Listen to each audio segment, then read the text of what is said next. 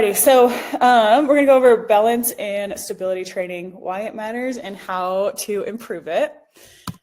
So balance versus stability, they're actually two different things. They work together, but they are slightly different. So balance is your ability to control your equilibrium through gravity only. So that's like moving forward, it's like walking, standing, doing a handstand.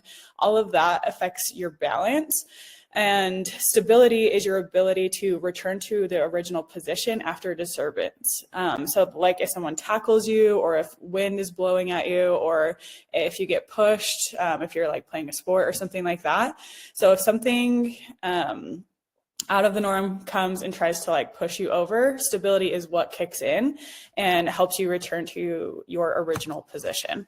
So the easiest way to remember it is balance is how steady you are and stability is how strong and controlled you are while you move.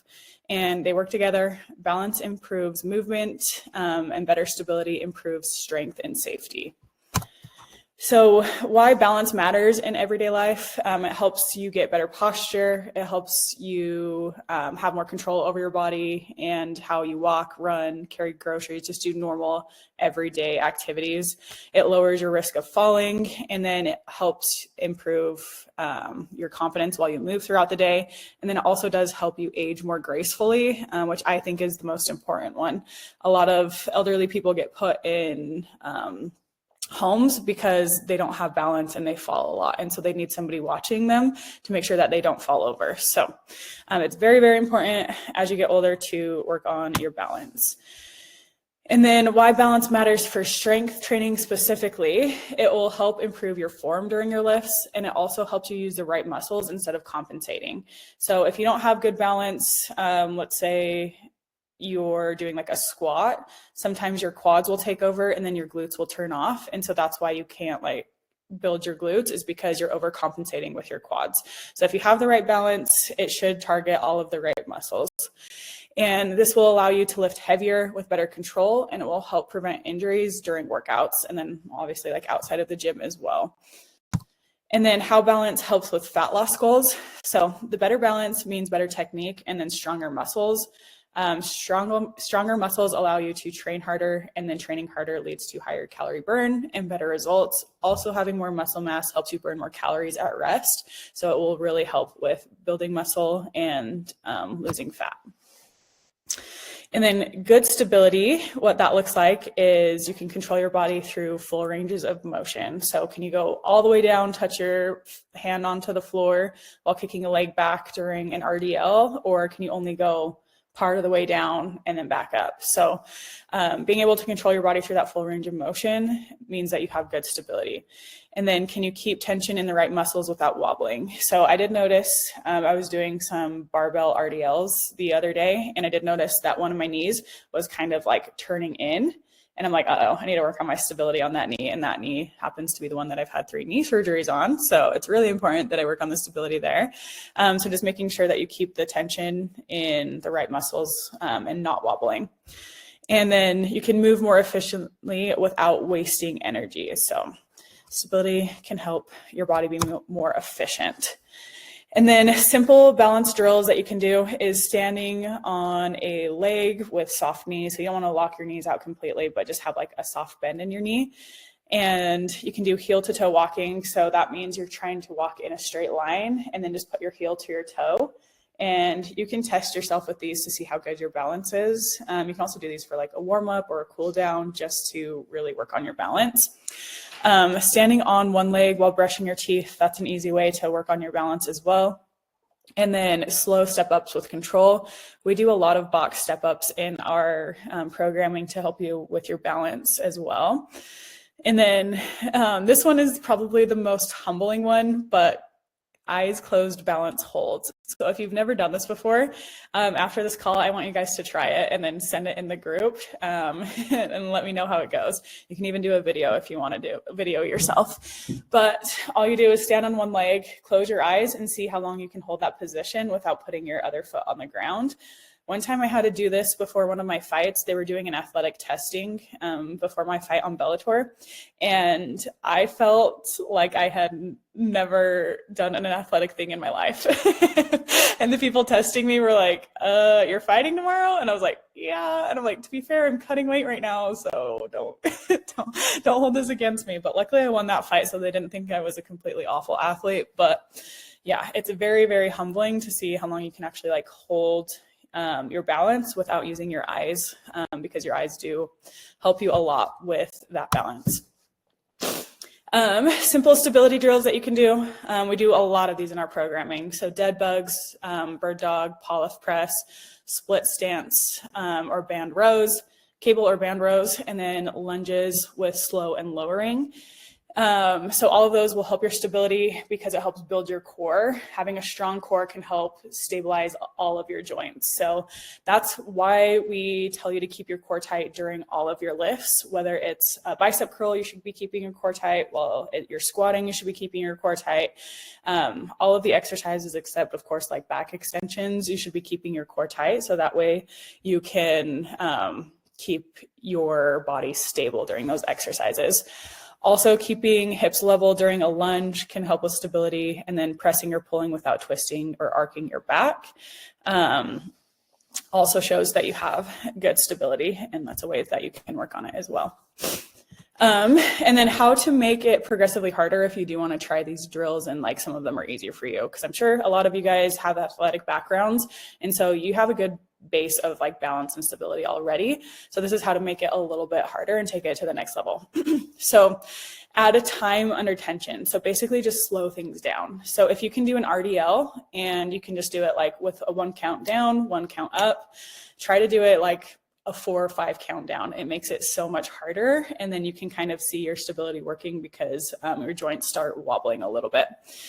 You can also add weight once you feel more steady, and you can change the surface. Like you can add a foam pad, soft turf, or I love Bosu balls for single leg RDLs.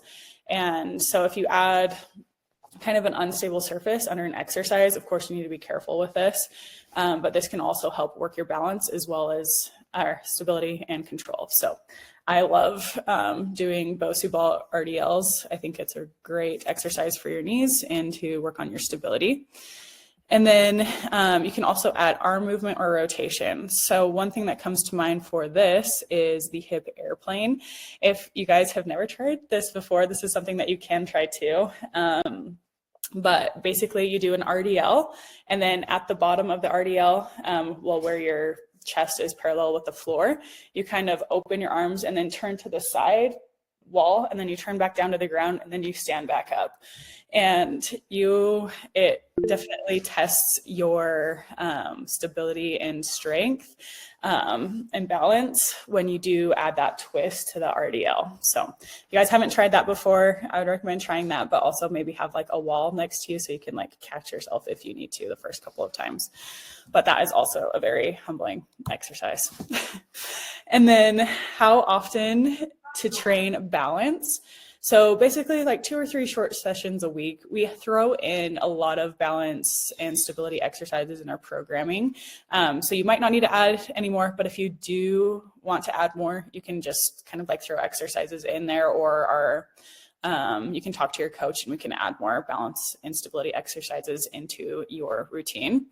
Try to add 5 or 10 minutes at the end of a workout. Pick 1 or 2 balance exercises and 2 stability exercises, and just do them either before or after your workout. And make sure you just stay consistent with them. If you do them once every like 3 months, it's not going to do a whole lot. But if you're following our exercise programs, you should be improving your balance and stability just in general.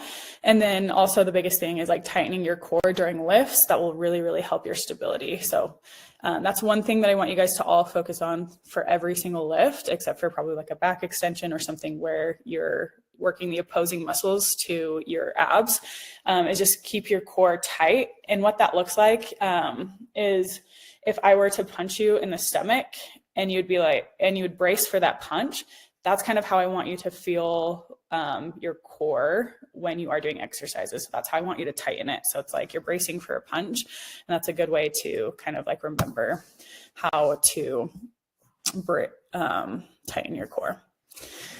Alrighty, don't be shy, ask your questions. I think Blair asked or raised her hand first. So Blair. Yes. What's an RDL? RDL is Romanian deadlift. So it's like the right here, you just go hip hinge and then back up. And then a single leg RDL is just kicking your leg back and then going up. Some people, well, it's a Romanian deadlift, so it's not just a regular deadlift because you're focusing more on hinging your hips rather than like more squatting up and down like a regular deadlift. Does anybody have any other questions? Does anybody have any questions on stability or balance? Well, did everybody? Oh, sorry. Go. Oh, sorry, I have a quick question. Is there better stability or balance exercises that would help with like strengthening your hip flexors? Ooh, that is a good one. So I do think probably like single leg, like hip thrusts would help. Single leg. So if you get a band and put it around your feet and then you're laying on your back and you pull one foot up at a time, that can definitely help with stability there, and it can help build your hip flexors. Also, hanging leg raises can also help. But those are some that I can just think of off of the top of my head. But typically a lot of like single leg exercises is where you're going to build more stability and balance there.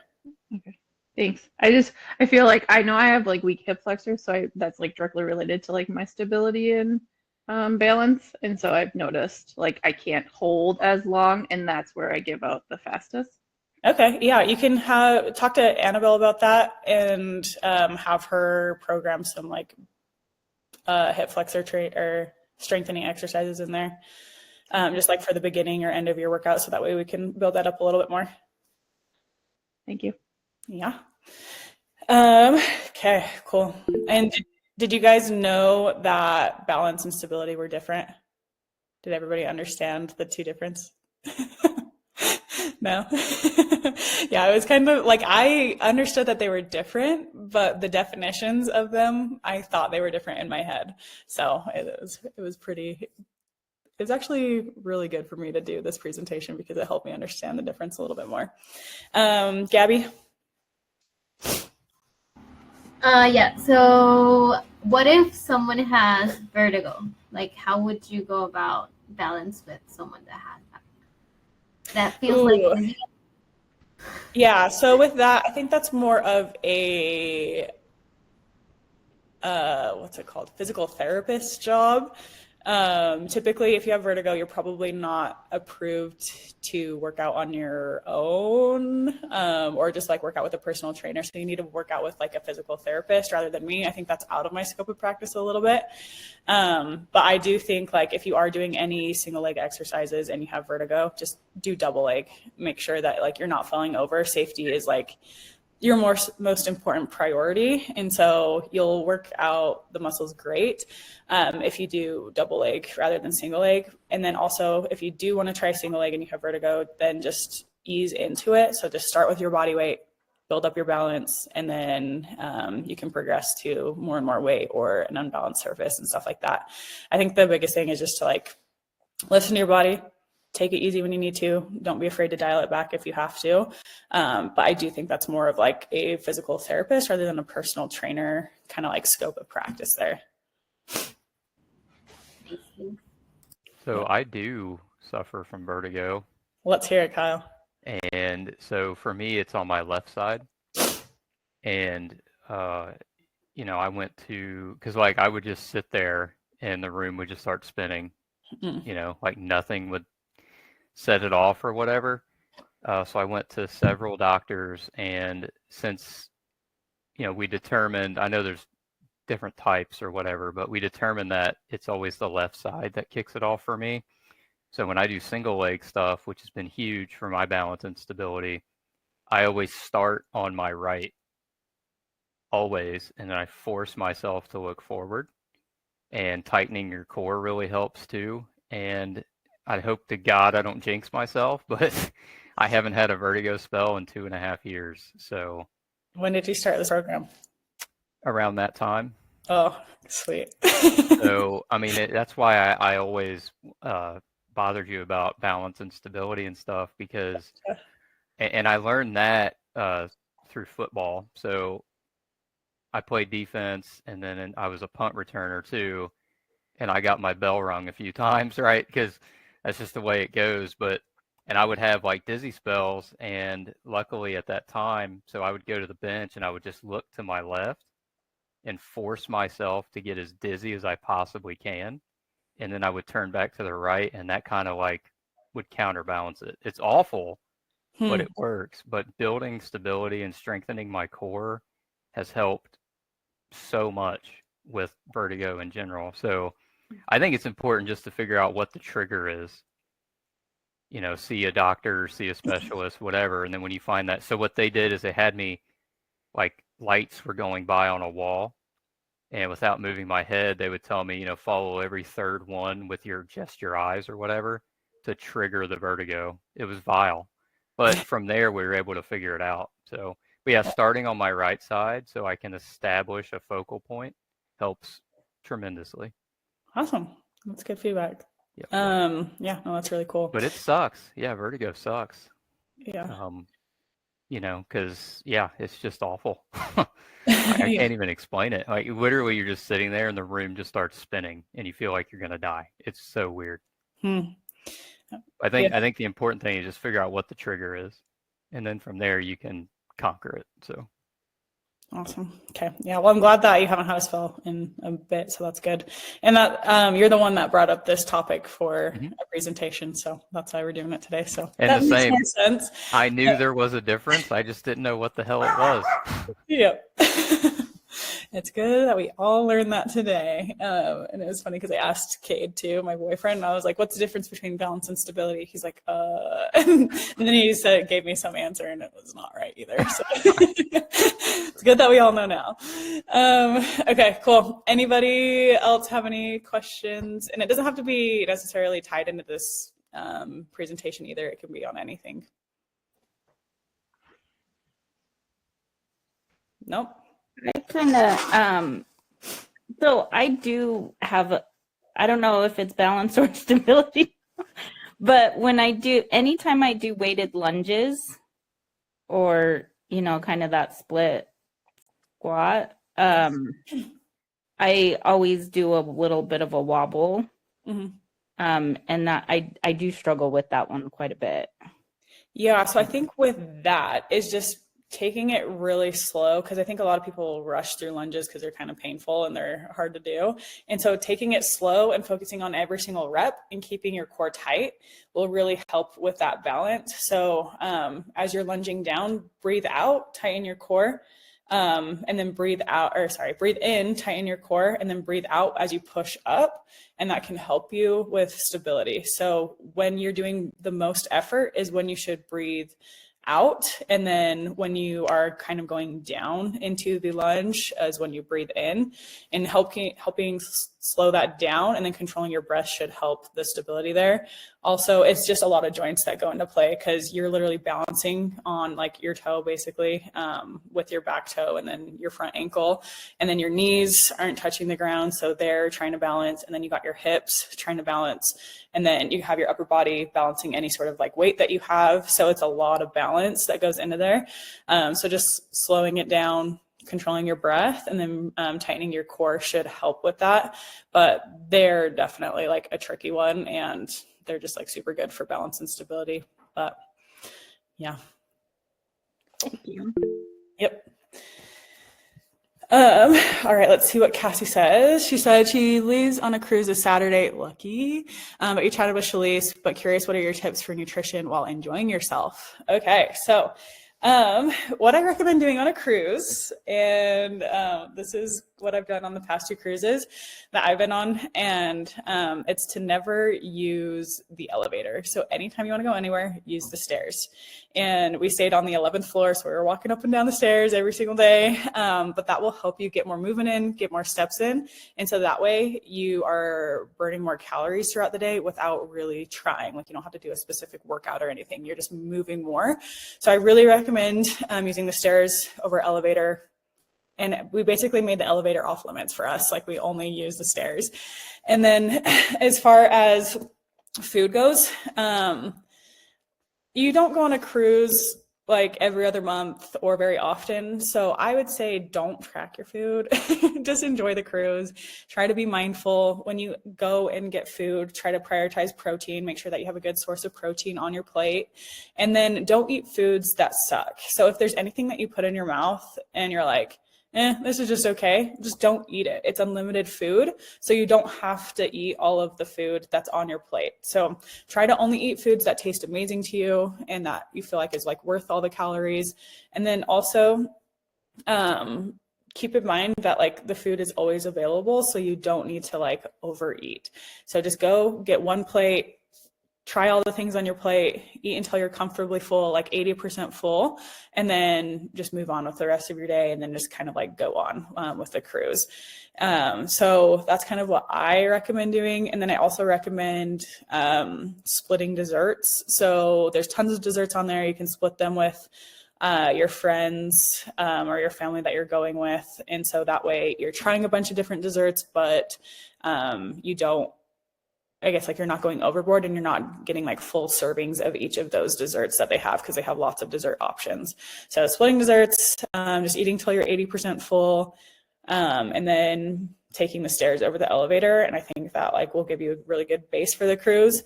Also keep in mind that this is probably like a 5-7 day cruise, I'm guessing. And if your weight does go up a little bit from the cruise, it's not the end of the world. So just get right back on track the day you get home, and your body will drop that weight fairly quickly. So as long as you just don't let it spiral into longer than it needs to be, then you will be good. But I think those tips can really help.